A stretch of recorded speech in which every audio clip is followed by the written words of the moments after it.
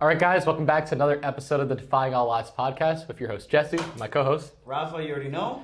Today, we've got a very special guest here at Columbia University. We have another junior in C's. Please welcome Wayne Chan. Thanks for coming on, Wayne. Thank you for having me. I'm very excited. Thank you for coming, bro. Well, it's a pleasure to have you on, Wayne. So obviously, you're majoring in, applied physics and math? Was it? I'm studying applied physics right now, but dude, it was computer science a semester ago, and then 3 semesters ago was biomedical engineering. Oh wow! So Finally a lot of changing majors back and forth. So now you're in which one again? The applied physics. There you go. Yeah. Okay, gotcha. So what's that been like, kind of being able to kind of discover who you are at Columbia when you're looking for obviously what you want to study and then what you want to do after Columbia? Right. I mean, I think coming into Columbia, like, I had a decent idea of what I wanted to do. I obviously wanted to be in STEM, right? Yeah. That's just like what I find interest in naturally. Right. I didn't know exactly what I wanted to do. Physics was always deep down inside of me, but you come here and you see kids talking about recruiting, software engineering, investment banking. You're like, okay, now I know like there's an ecosystem for this. Like there's like feeders into these specific jobs that everyone wants. I need to make money. So I'm not just here to study what I'm passionate about. I'm here to like also set my life up. I need to make money. So I guess I sort of had to find the balance between like passion and what I want to study and like also like what is a viable option for a future career.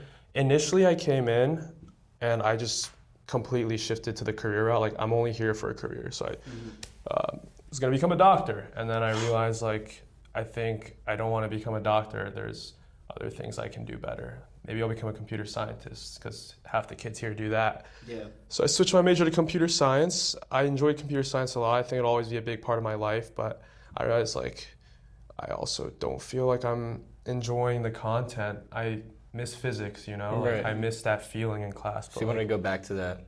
So I was like, you know what? You only have one life. Don't regret it. I have the blessing of being able to study at a school like this. So absolutely switch my major, and I realized, as long as you're studying something you're passionate about, it's not necessarily the exact content that's going to make you successful person in your career. It's the way of thinking that like major instills in you, like your problem solving abilities, your creative abilities, your like teamwork capacity. It's all that really matters. Not necessarily like the exact formulas you memorize or the historical events that you know. Absolutely. And then would you also say, so you've changed your majors a few times, but also even before Columbia, you bounced around a lot your whole life, your upbringing. Can you talk to the viewer a little bit about that, like you having to move around a lot and what that was like? Yeah, I mean, I was born in Houston, Texas. I have a lot of family there, but a year after I was born, like my family just moved a lot for work, like back and forth everywhere, I'm talking about like Missouri, and then we went back to Austin. In Texas. We're back to Texas. We went to Austin, and then we went to Virginia. We moved 2 cities in Virginia. I really liked Virginia. That's where I lived like my childhood. Okay. And that's when I started going to school, So I made friends and kind of lost them after we moved from Virginia, but I was so young, like you didn't really know. Yeah, exactly. Yeah, you don't really know what's going on when you're like that age, right? Exactly. Right. You just know like my friends are gone. Exactly. And then you're like, oh wait, which friends? Where are they? On to the next. Yeah. But then like obviously as you start to grow and mature, like you realize like these connections are valuable and like it's sad to lose people. So I mean, we moved to New York after Virginia. We lived in 3 places there actually, all across like upstate New York. And that's when I started to realize it's like kind of tough losing all these friends because I started to get close to them, and then like I just had to leave, and it's like, wow, like I guess this is how life is. But I think it taught me a very important lesson that like things in life are temporary. That doesn't mean you can't enjoy them. It just means that like you have to learn to let go sometimes. Right. And then it really hit me more when I moved from New York to Ohio. It was like 7th to 8th grade transition over the summer. So I started as an 8th grader in Ohio, Columbus area, and I was like completely friendless, new kid in town. Not many Asian kids there, so I kind of stuck out a little bit. Short, skinny kid, and I literally had no friends. I'd go to class, just walk around, and then go back home. Literally saying a word to no one. And like, I realized like, wow, like, okay, now I'm an 8th grader. I have no friends. Like, this moving stuff kind of got to me. Yeah. Would you say that was like your at the time like one of your lowest points?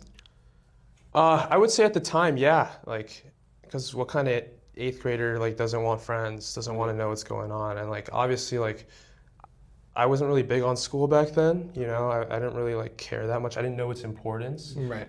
and I really didn't really have much going for me, right? But like that 8th grade year was transformative for me because I met like the first lady who actually believed in me academically. She's my 8th grade English teacher. Her name was Miss Charity. Absolute angel, this lady. So kind. So I was in her her English class for 8th graders. And you know, we were reading something called Flowers for Algernon. I don't know if you guys have read that. Flowers No. for what again? Flowers for Algernon. No, I haven't heard of that one. It's like this like short book, but it's basically about this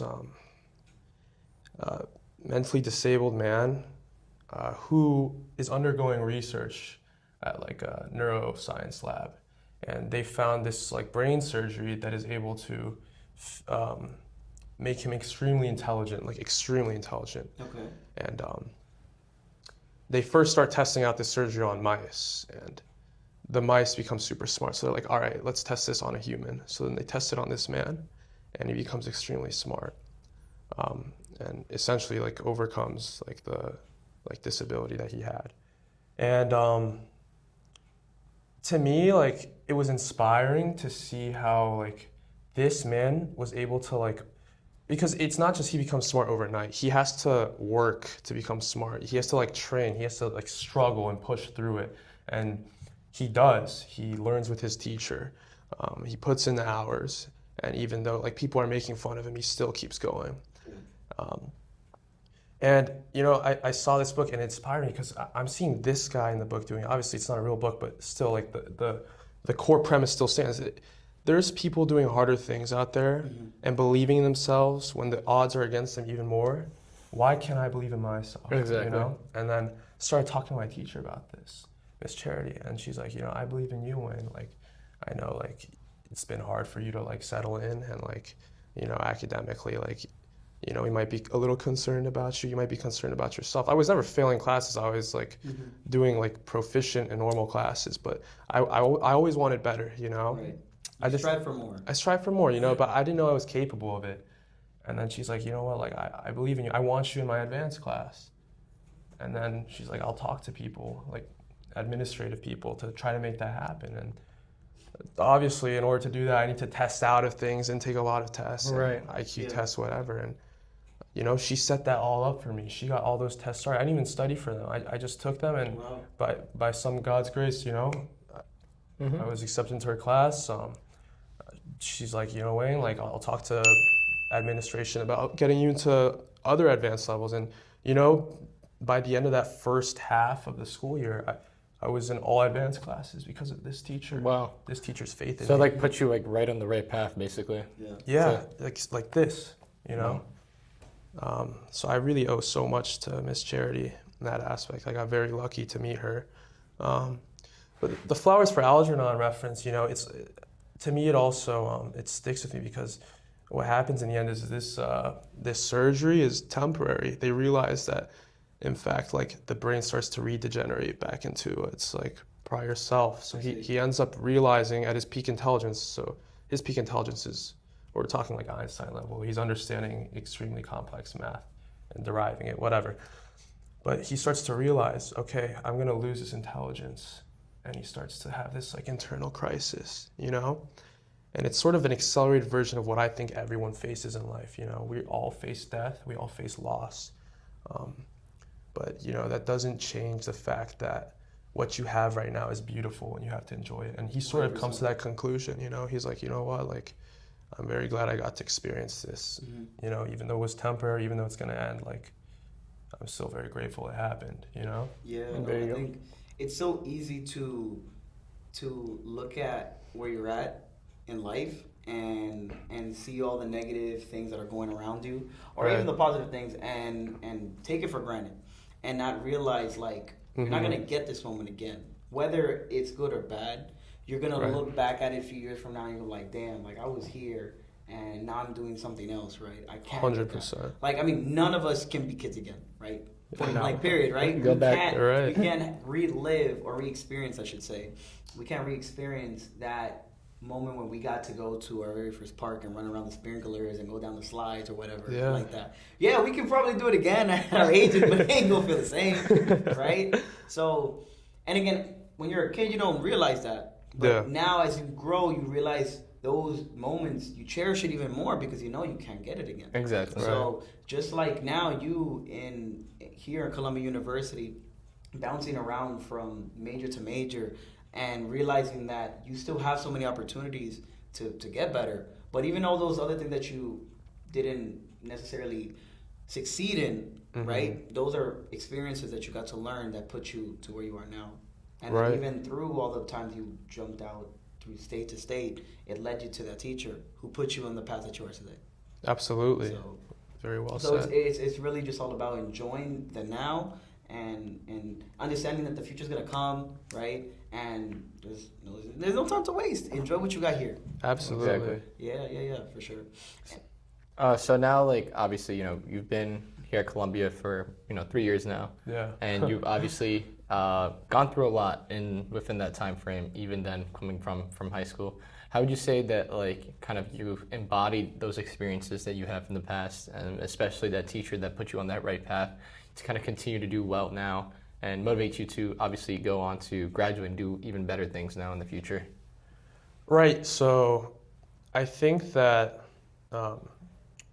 believing in yourself shouldn't be a specific standard that you believe in yourself, but should be a sort of like driving force Right. that pushes that standard up, right? So if I believe I can do like 10 push-ups today, I shouldn't just believe that for the rest of my life. I should believe that I can do 10 more the next day. It Right, should be a exactly. driving force. It should be a velocity rather than just a position. So it's hard, but I'm doing my best to sort of like enforce this velocity, this Right. sort of change to improve in my life. Obviously that's hard. Like you gotta put more things on your shoulders, carry more things, carry more people. So for example, I switching my major, I think that was a very hard decision. I'm switching to something I'm not familiar with, whereas everyone else is already established in it. So that means I'm the underdog. I got to catch up. Last semester I joined classes 4 weeks late. I had to onboard everything like this. That's tough, but it's a challenge. Yeah. This year I started working part-time, 20 hours a week at a energy trading risk management firm as a software engineer. Like work on top of school, I think is a very important aspect of my life. It teaches me like what real life is going to look like. You need to make money, you need to build relationships and learn from mentors. I'm very grateful for that work, Albert. I could have not asked for like anything better because the people there are great, very good teachers. It's all about learning experience. Oh, absolutely. And then even now, like for instance, Albert, for those that are watching and those that go to Columbia, obviously Butler Library is one of the staples here at Columbia where many students go to study. I kid you not, I think I've seen Wayne more times than I can count when I'm pulling those all-nighters, studying late night, and it all goes back to like exactly what you mentioned, right? All these things that you experienced in the past to kind of build up towards that experience now. But it's also, like you mentioned, you're raising the bar as you progress. Right. So, right, like it's all about being 1% better than yesterday, but also how can I get to that next 10%? And I think that once you can distinguish where you are from where you want to be, and then everything else falls in place to get there. Especially, whether that's academically, physically, mentally, whatever you're applying it to, it's always like stay to that track and don't fall off. absolutely. Yeah, no, that's true. And like you were saying before about like the more you grow and the more you get better, more things are gonna get tacked onto you. Right? Exactly. That ceiling that you were trying to break through, you get to break through it. But then there's another ceiling. Yeah. And you gotta climb to it to then eventually break through it. So it's again all about just stacking, every obstacle that gets through, that you have to get through. And when you're able to get through it, there's a sense of that relief and joy because you know that you worked so hard for it. Right? Yeah. And I know I can attest as well, my time in college, I graduated with a bachelor's in economics. I originally wanted to do computer science. Mm-hmm. And I think it was in my second year, and I've mentioned this story before, but yeah, I was in my second year, didn't know what to do, I was stuck, And I had an opportunity to speak to an advisor, and because of that advisor, I ended up getting the bachelor's that I got now, right? Wow. And it reminded me of like what you said. You know, you felt like you were alone, no one believed in you, and then you just had that one person that told you otherwise. Right. And it just takes that one. It takes that one person to literally change your perspective and change your view on how you want to move forward with yourself. 100%. And, you know, to add on to that, I would say that another way I've exemplified this in my life is not just carrying on that gift that Miss Charity gave me, that sort of like mindset, but also trying to spread that to other people. Yeah. I like, whenever I see this in like TV or whatever, even in politics, like someone putting someone else down, like it just makes me angry, you know? Like I don't like it when anyone tells anyone that they can't do something or puts them down for anything, because that's just completely wrong. Who to say that? You know, you're not even your own person to say that. Only God can say that. Whatever you believe in, but only the universe can say that. That's true. You know, Yeah. I try to not just like avoid this, you know, because obviously people have negative tendencies. People always doubt. It's our like nature. It's in our you know? nature. It's in our nature to like to feel doubt. Doubt and- ourselves, Exactly. doubt other people, you know? So That's a fact. controlling that, but also trying to put in the opposite into the world, you know? Exactly. If your boy's going for a PR in the gym, then you're going to cheer him on. You got this, dude. Exactly. You Yeah, got bro. this. Go! Shit, do it, That's do what I'm it. You saying, got exactly. another rep. Let's get it. We could tell the viewers about that time when we went on a run, and it's like midnight, and we get to the World Trade Center, and you and I were just pushing each other to keep running to get back to campus. It's moments like that where you realize like, wow, like not only was my mind capable of like achieving that, but my body was too, and it was just all I had to do was really believe in myself that I could achieve it, and it was possible. And it's always better when you actually have someone there in person, because yes, by yourself it's like that you versus you, but then you have someone in person who's literally yelling at you. Like I'm like, yo Wayne, like catch up, or like Wayne's telling me, yo Jesse, catch up. So it's like you're actively pushing one another to achieve that same goal. Yeah. It's always like a great positive experience, and you get so much out of it, more than what you could possibly think of. Right. Like, and I've always said it, right? What I always like to preach, there's too much negativity in this world. Absolutely. So be the difference maker and spread positivity. Of course. Right? Yeah. In other words, it's so easy to like, you know, have a bad day and then put that negative energy onto someone else. Yeah. Right? Not knowing what they're going through. Not knowing if they're going through an even worse day. Right?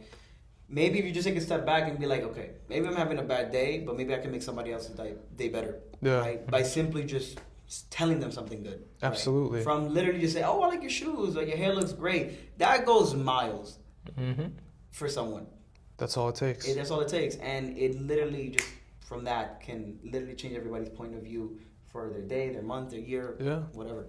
So 100%. That's a very good point. Yeah, that's all it takes. It's just That one one- nice thing can change someone's day, week, month. And then also, like, you just think back to, there's so many times where, you know, you can feel like, you could sense it in the air as well, when that energy is kind of radiating, especially like, you know, they're not in that social bubble that they're used to, or they have their head down, and it's like, it's that easy. It's as simple as legit asking them, how's your day going, and then being present for them.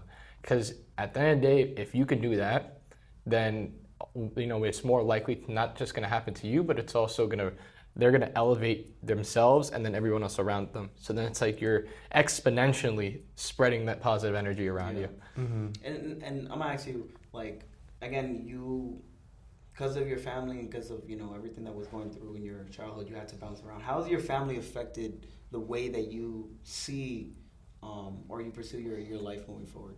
How has it helped you Right. So that's a good question, actually. I mean, I think my family, like my parents, were like sort of used to this because their upbringings were very tough. You know, my mom's from Guatemala. She her and her family had to like flee the country because at the time there was a genocide going on in Guatemala, and you know, really terrible stuff. Her cousins were like, it's pretty terrible. They were basically massacred for no reason, out of accusations of being communists. And I don't know, that like really stuck with me. I ended up doing like a lot of research on that, and you know, believe it or not, obviously the U.S. had some sort of role in this as well.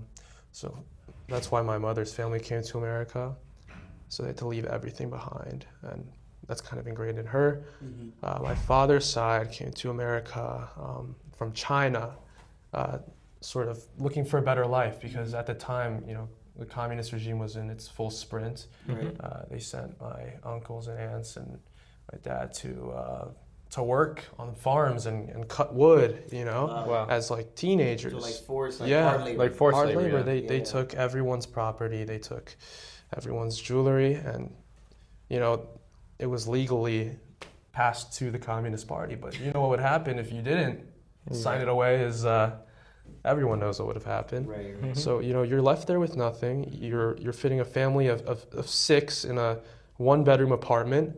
You're forced to share 2 pounds of pork, a terrible cut, full of fat, as a week's ration. Like, this is no way to live. Mm-hmm. While there's people, and I think this exists in every country, extreme inequality. That's the true like divisive factor between like what's really going on here is wealth inequality here.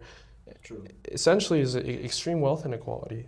You got families of 6 sharing 2 pounds of fat, whereas you have the high-ranking officials like destroying $1,000 champagne bottles as a show of wealth. Right. This happens everywhere. And still to this day. Absolutely. Yeah. And honestly, like you have to recognize your own privilege and complacency in this sort of thing too. Like growing up, like I was. Like from my parents, I was told never waste food, Mm-hmm. and like that's big on me. Like every time I'm eating, if I got too much food, there's gonna be too much food in my stomach too. I'm eating it, Yeah. And like I guess coming to college, it started to like rub off on me. Like, oh, it's okay. Like there's food everywhere. I don't have to eat all of it. Mm-hmm. And I started to like not eat everything like last semester. That got me really angry at myself. I can't like just give up on those roots because Like, everyone around me. It's kind Exactly. of like fighting your morals in a way. Or Exactly. Like it was like internal battle with yourself. Right, because I'm in this position Right. of privilege, and I realize that. And once I'm like realizing this, I'm like, wow, like, okay, I'm very grateful to be here, but let's not take advantage of it. Let's try Right. to serve our portions correctly, and let's. Because at the end of the day, right? I mean, you're in a dining hall. It's basically all you can eat. No one's gonna stop you. How many times you go for seconds and thirds? If you're gonna go for dessert, you're gonna go for appetizers, main line, whatever it is. Then it's all around you, and the university couldn't really care if like you ate it or not. It's still gonna be there for everyone else. So at the end of the day, it's like you're saying, you obviously you don't want to like lose those roots of like, okay, well, my family barely had to eat, right? And so like I want to just make sure that whatever I'm eating is not just beneficial, but it's also the right amount. Right. So you don't want to you also don't want to like undereat either. So you want to Absolutely. find that like balance point. What would you say is like obviously now you kind of go through obviously your day to day here. Would you say that those like images and thoughts of like what your family's gone through before they got here, right? Does that ever linger on your mind? Like when you're gonna take an exam, you're like, oh, I have to do well, like, because this is like me doing it for them, like me paying it in that favor. I think that's a good question. I do think of this. I use this as a sort of like motivation to be grateful for the life that I have, my health, the food I have, the opportunities I have, and to be grateful to my parents, grandparents, ancestors, grateful to God. But when I'm motivated, how I'm like motivated for academics, if that's what you're asking, is mostly for me it's just out of like sheer intrinsic curiosity. Mm-hmm. If at least right now, because I truly enjoy the classes, is I'm just absorbed by the textbooks now. Like when I'm on an exam, I'm doing it for the love of the game. You know what I mean? Yeah. Obviously, there's an end goal here, but Right. that's what I really enjoy about my major right now. Is I'm doing this for the love of the game. What is it about it that makes you feel so intrinsically invested to it? To want to like, Right. consume all that knowledge and consume all the material to the best of your ability. Right.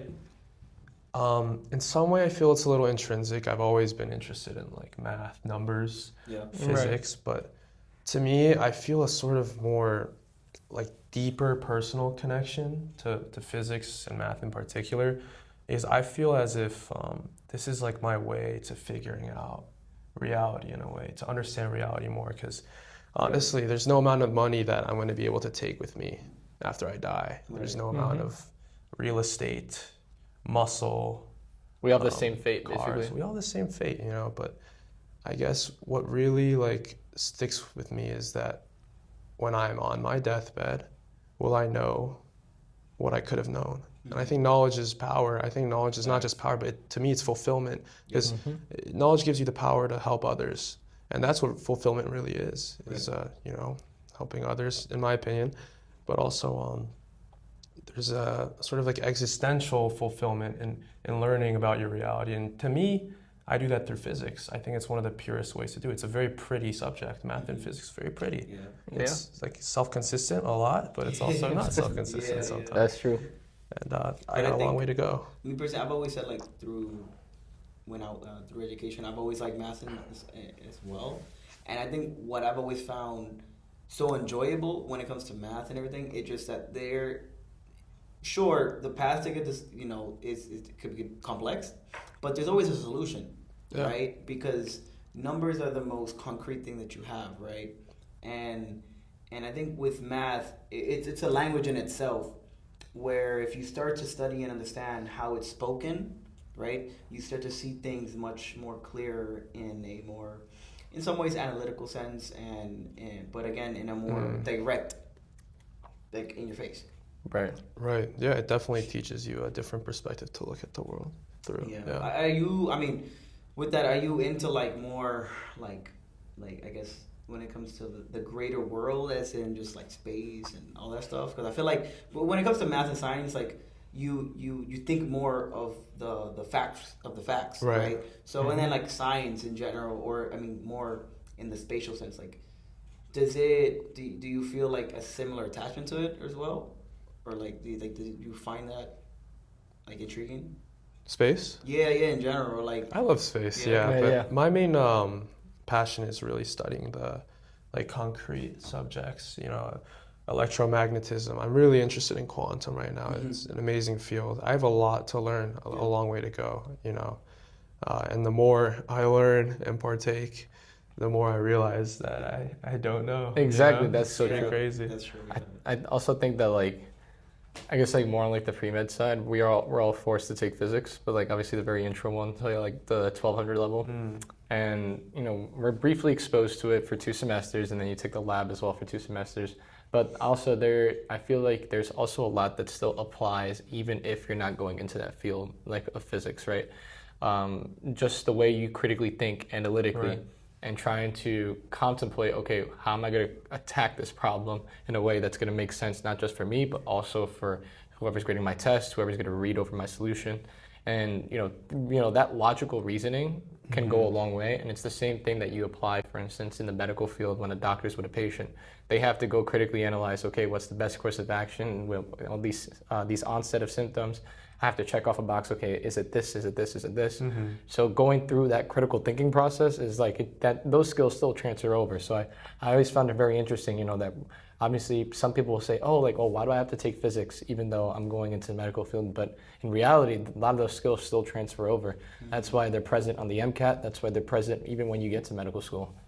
Absolutely. That makes a lot of sense. You know, I actually heard the other day, I think it was Microsoft, they they were able to create a new phase of matter or something like that. Like, you know, you have, you know, solid, your liquid, your plasma, right? But they also made they call it just like quantum something, right? But the idea of it is so that they can evolve to do quantum computing.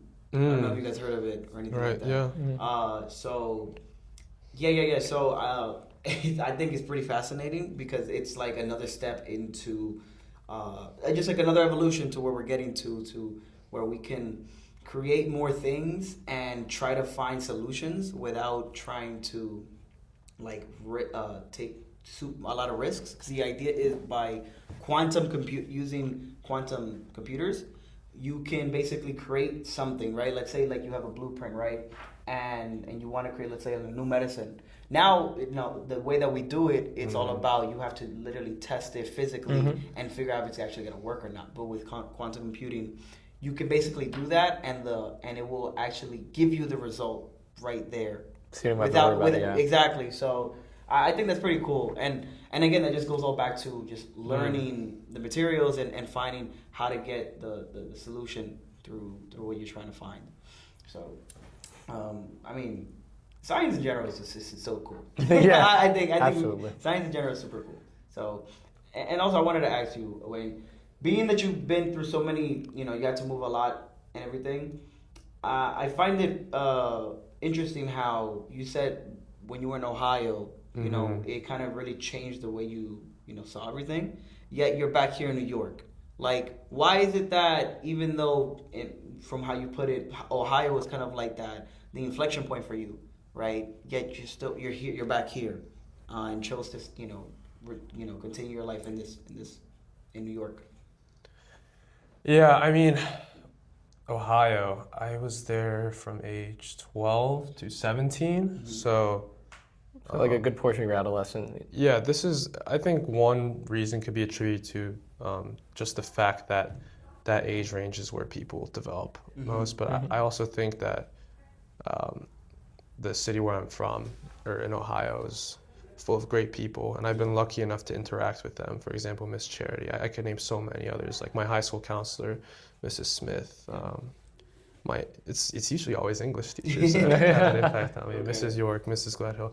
All of these people have had very profound impacts on my mind and the way I think and the way I pursue things in life. Extremely lucky just to encounter the right people. I think that's been the most profound growth period currently in my life in terms of that mindset.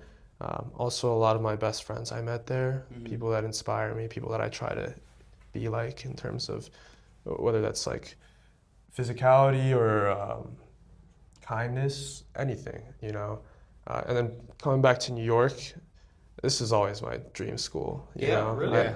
I love the city. Okay. I love it. I can't get enough of it. That you get like the best of both worlds, right? You're at such a great institution like Columbia, and then not only that, you're also in one of the greatest cities in the world, New York City. So it's like you get the best of both worlds when you're here. What would you say is like something that you've enjoyed most, being back in New York? Because you mentioned you lived in upstate New York for a bit. So what's that been like? Obviously now being in the city so often. Dude, I mean, I lived in actual upstate New York, like 7 hours away. Oh, wow. Not just, the 1 hour train. Not like my 1 hour drive in Monroe. No. But it's completely different, Yeah. I'd say it has nothing to do with upstate New York. The city's an entirely different beast. Oh yeah. It's expensive, you gotta work to do something here, but it's once always you put the fast work paced in, as well. it's really fun. Yeah. It's a lot of fun, and it's also very humbling. And Have you traveled outside the country? No, never. Wow. Is it because you just haven't the opportunity, or? Probably, yeah, not enough time. Would you ever want to go and travel to where your parents were? Oh, absolutely. Yeah. I hope to one day. I will one day. Yeah, that's the goal. Just a matter of time at this point.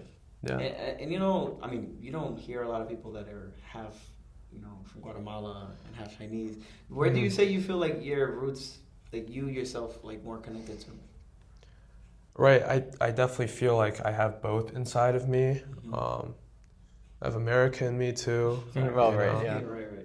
We're all just a big mix of the people we know, So I would say half and half. Okay. I try to take the good from both, but obviously there's some bad. You speak Spanish too? Claro. Okay. Yeah. Cool. Maybe in that aspect, since I speak Spanish. Right. And I assume do you know some Mandarin as well? I used to speak it, but I actually forgot when I started to learn Spanish, Okay. But it's okay. I've heard Mandarin is one of the hardest languages to learn. Oh yeah. So incredibly hard. Yeah. No, I have a friend who's learned a little bit, and she's told me a couple things, and it's all based on like the sounds. Mm-hmm. Like, I don't want to like disrespect anybody and speaking it, but I know it's just like shorter sounds mean one thing, and then if you like stretch out the sound, it means a completely different thing. Yeah. And it's like. Just Google it. It's crazy. It's cool. It's interesting. Very interesting, to say the least. But okay. But what's that been like? Obviously, so you're balancing obviously two languages at once. I feel like also, the way I kind of think about it is like, I speak mainly Spanish to my mom, right, and then English to my dad. So it's like when I'm at home, I'm like splitting it in half. So I'm trying my best not to forget, right. But it's always hard because I know, like for instance, if I'm here and I'm not on the phone or I'm not speaking to family, like you're speaking English all day long. The minute you try to code switch back to your other languages, you're like, wait, what's that word again? Yeah. It's like tongue-tied, bro. exactly like a little tongue twister. But it's always great to you're relating back to your roots, especially when you're speaking the languages that your family speaks. So Language is great. Language is one of the most important things in the world. Absolutely. It's unfortunate, like a lot of languages are being erased. right.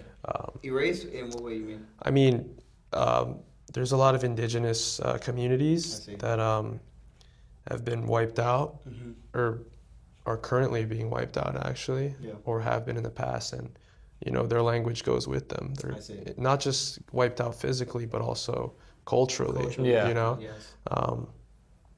I guess that kind of holds near and dear in the fact that, like, I think my grandmother's side was, like, primarily indigenous. Okay. But also, one of my mentors, his name is Bill. He's really, really smart man. One of the smartest guys I know. He's a linguist. Wow. He's a researcher, professor in linguistics, and he spent a large portion of his life living in the far north of Canada, actually living with the indigenous tribes down there, Really? and Wow. living their culture, like completely living it, like living in their Mm-hmm. teepees, I believe is what he said, Okay. eating and hunting with them. Wow. So he could learn their culture, learn their language, and do his best to preserve it. You Wow. know, and it shouldn't even have to be that way, but that's just how it is. Yeah, I think that's a fault of, like, in some ways. I mean, I don't want to say like Darwinism in the sense, like, but I feel like there's some aspect of it, because just like in the nature of the world, right? Whoever's on the top of the food chain is the one that kind of controls everything, in a way. Or as they say, like, the winners write the books. So it's important to learn the history, because it's not something you want to forget. But I think people fall victim of not being able to spread out their message or spread out their culture as well as some other cultures have, like in the Latino community or in others. Right. I mean, I think this makes sense, but I think as humans, we should transcend this sort of Darwinistic approach to each other. We have no need to conquer each other. I agree. Yeah. I We should agree. preserve each other Right. as Exactly. brothers. Because And, at the end of the day, we're still all human. So it's like, yeah, no matter where you come from, we're still all human. So it's about preserving of all these course. cultures and all the ones that have left us, and trying to continue that and passing that on to the future generations of this world. Because like we all mentioned before, we all have the same fate where one day we're not going to be here anymore, but Right. our children and their children's children, right? So it's like letting them pass that on. Yeah, I mean, I think even now you see this in the past as well. It's like people who have power and influence, like if you're like a real person of strength and internal conviction, you don't use that power to conquer others and increase your own power, Yeah. You have to kind of uphold this sense of like meekness. I really believe in this sort of philosophy of meekness. A meekness? Meekness, yeah. Can you elaborate more on that? This sort of originates from my belief in the Bible. In the Sermon on the Mount, in his Beatitudes, there's lines, "Blessed are the meek." I think it sort of equates to humility, but I don't think humility should just be like withholding your bragging rights or whatever. I think humility is a sort of way to walk, as in doing good with the blessings that you have Yeah. to others, not using them to impose yourself on others. Right. And in some way or another, this way is not just beneficial for others, but for you, because at some point, if you're imposing your strength on others and taking from them, you're always going to fall. Every empire has fallen. Yes. Every empire will fall. Yeah. But the ones that stay for long enough are the ones that are good to their people. And maybe not historically. I'm sure kings have fallen, but Yeah. in my opinion, the kingdom of heaven is the one that will never fall. Okay. And that's the one that lives on these values. Right. And the only kingdom that will always stay. So No, And that's the great thing about, obviously, for those who do follow the Christian faith, it's like being able to abide by these values not only makes you a better person, but also you live towards that end goal of the afterlife, right? And so, and even then, I feel like, I mean, I grew up Catholic, so like I know, for every time I go to church with my family, there's always that sense of, okay, if you've done wrong, you confess, you obviously acknowledge your sins, and then you get absolved from them, but you also work towards not repeating those same mistakes. Right. And it's like about learning from those mistakes to not repeat them in the future. Right. So, and then again, and I think that also goes back to the faith itself, right? Mm-hmm. So would you say that like faith for you has been a very big role in obviously your success coming here to Colombia and hopefully beyond Colombia as well? Absolutely. I think it's number one for me. Absolutely number one. It hasn't always been. It has started been recently, and I still have to do a better job learning and being a better man. I think faith takes form in different ways, for different people. It doesn't have to be in one exact thing. To me, I truly believe in Christianity, but that's what I believe in. I respect all other beliefs. Exactly. Faith takes form in many different ways. This is just the way mine takes form in. Yeah. People see in multiple different ways. It's just how you want to approach them. Right. And like you said, believe and respect it. Right. Yep. And as long as you, again, have belief in yourself, right? Mm-hmm. That's gonna take you far. It goes a long way. It goes a long way. So yeah. But Wayne, if you have anywhere that they want to contact you, want to shout anyone out, now's the time. Sure. I'm pretty ghost on social media. I just don't enjoy it. Or maybe I enjoy it too much, so I have to tame down a little bit. But yeah. That TikTok can take a hold of people for sure. Yeah, but I mean, if you are on campus and you ever see me around, just say hi. I'd love to converse. Yeah. Don't be shy. There you go. You don't bite. Don't You be don't shy. bite. There you go. I don't bite, but I promise. As always, links will be down below in the description. Raph, you want to say anything? Nah, at the end of the day, like I said, you just gotta believe in yourself, push on, and with every obstacle that's in your way, you can overcome it. Break through that ceiling, smash it, and just defy all the odds. Okay? Always be a better version of yourself. Yes. 100%. So, you already know, guys. It's your boy Rafa. Your boy Jesse signing off. And one more time, Wayne over here. Okay? Thank you guys for having me. Of Yes. course. Thank you so much. Listen, Appreciate it's been a that, man. pleasure. Yes. Guys, remember to always like, share, and subscribe. And be sure to stay tuned for more episodes like this. And